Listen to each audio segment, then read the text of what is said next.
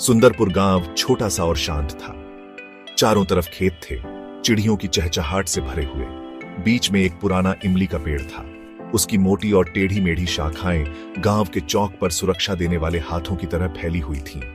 गांव वाले उस पेड़ को पवित्र मानते थे। वे उसकी शाखाओं पर रंगीन धागे बांधते थे, प्रार्थनाएं करते थे और फल फूल चढ़ाते थे। लेकिन इमली के पेड़ में रहस्य भी छुपे थे। गांव वाले अजीब घटनाओं की बात करते थे।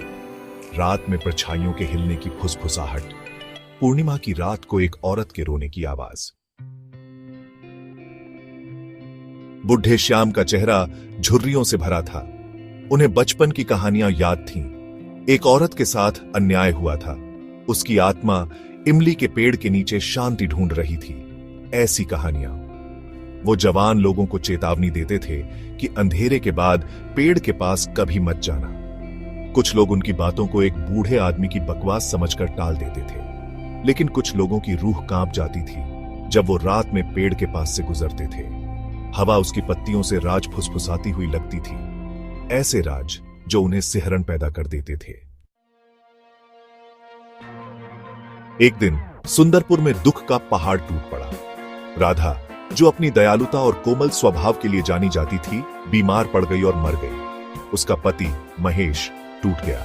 वो एक खोई हुई आत्मा की तरह गांव में भटकता रहा। उसका दिल गम से भारी था। राधा की हंसी, उसका स्पर्श, उसकी मौजूदगी, सब कुछ खत्म हो गया था। एक रात महेश ने राधा का सपना देखा। वो इमली के पेड़ के नीचे खड़ी थी। उसका चेहरा पीला और उदास था। महेश, उसने फुसफुसाया। उसकी आवाज एक दर्द भरी आह थी, मेरे पास आओ। महेश चौंक कर उठा। उसका दिल तेजी से धड़क रहा था। वो इस एहसास को दूर नहीं कर पा रहा था कि राधा उसे बुला रही है।